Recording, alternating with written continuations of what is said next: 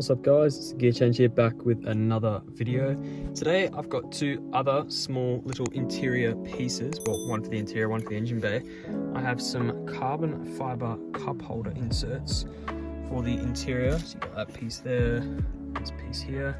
Got both of these for my 20th birthday today, which is pretty sick.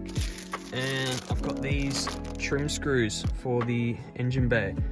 Two of the ones I have in my car currently, I'm not sure if the previous owner put non-OEM ones in, but they don't seem to screw in very well, so I thought these would be a suitable replacement from OEM denied. So yeah, I'll clean this up and get started.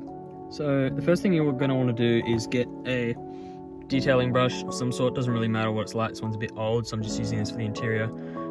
It is a size 16.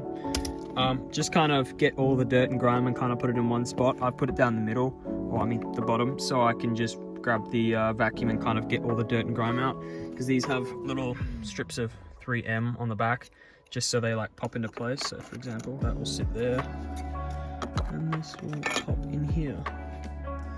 So I thought that looked really nice because it would also match the handbrake cover I put in recently.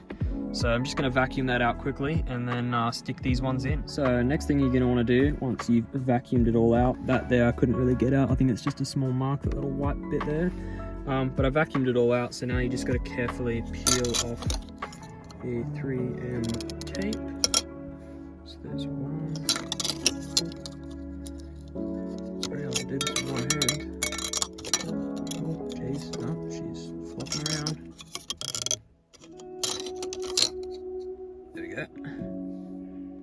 And then we slide it in here. You basically just line it up where you want it. And there you go.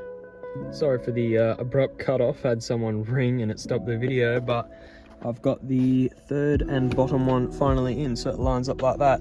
I'm not sure if this is how you're definitely meant to do it, but I couldn't exactly stick them on the original Ford rubber ones. I'm not chucking these out, I'll obviously hang on to them. Same as this one, it's got like a little pop tab here, so I just carefully popped it out with like a flat head or flat blade screwdriver. Just this one, I just use this tiny little blade and popped it in there and was able to pry it up. But I think that looks so much better. Very small change, but I think it matches the carbon fiber handbrake cover very, very nicely. Now off to the engine bay.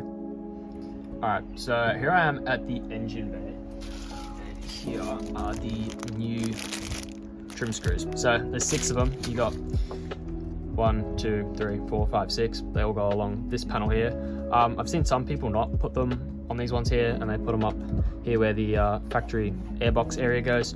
Obviously I don't have that. I don't even know if I've shown you guys the engine bay in the car before, but try to use this tripod and show you guys, but that's it there. So now you put this back down. Sorry, it seems very robotic, but alright, there you go, nice and steady. So that's where they go. So I'll cut to it now when I've taken each one of them out and show you guys how to put them in. Alright, so this one here is a little bit tricky to get in. You have to kind of lever the bumper. I haven't tightened it yet, but this one I've hand tightened and it's pretty damn tight because you can slip your hand underneath this part here. So the way it goes is you have this blue ring, you have this screw. The screw goes into the ring from above like this, and then you have this piece here which from the bottom threads up and on to create that from above. So you tighten that up from underneath along the edges. So I'll do the rest of these now and tighten them up and show you guys the finished product. Just before I put the last 2 in the top here, I thought I'd mention I used this Sidchrome 100mm ratchet, socket, whatever you call it. I'm honestly too tired to remember. But I basically put this underneath where I showed you guys where the 2 bolts were. So I slid this under with my hand underneath the tray. And just be careful because you don't want to cut yourself. And I held it in place, so I kind of just sat it there. And then I got this thingy. I got it from Bunnings. It's basically the same as an Allen key, but it's got like a ball joint end. as you can see. I'm trying to get it to focus, but it doesn't want to focus. There. It's got like a little ball joint, so you can kind of put it in to this socket and tighten it up that way. I find it pretty helpful. Works quite well when you want to tighten it and kind of hold it in place, and it's not too much wiggle room, so I just use that to tighten these ones here up. So now it's pretty rigid. It's a lot better than the plastic screws in my opinion as like a replacement, so yeah, I'm very happy with it. Okay, so I played around a little bit with the screws that go into this part and the one on the far side.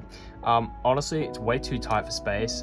It looks okay, but in my opinion still looks a little bit off, so I've decided to pop 2 spares here. I don't know if I'll keep them here or not. I think they look alright. And then I've got the other 4 along here. Sorry about the exposure, but yeah, that's how it looks. I tried to put one in here and it was alright, but there's just no room up and in there to like tighten it. It's a bit hard to kind of use the tripod, but yeah, tightening it and kind of getting it where I wanted was too difficult, and I don't even know if it's meant to go there. I wasn't too sure, so I kind of just did what I thought looked best. So yeah, I'm pretty happy with it. But yeah, the carbon fiber cup holders look mint, and so do these. So small changes do make a difference. The intercooler is in the spare room to my right. I'm gonna be installing that hopefully tomorrow if the weather permits. Just gonna have to try my best of getting it in slowly, but yeah, once that's in I should hopefully be able to get a tune and get it to stage 2. It should be pretty fun. But yeah, thank you guys for watching, and I'll catch you in the next one.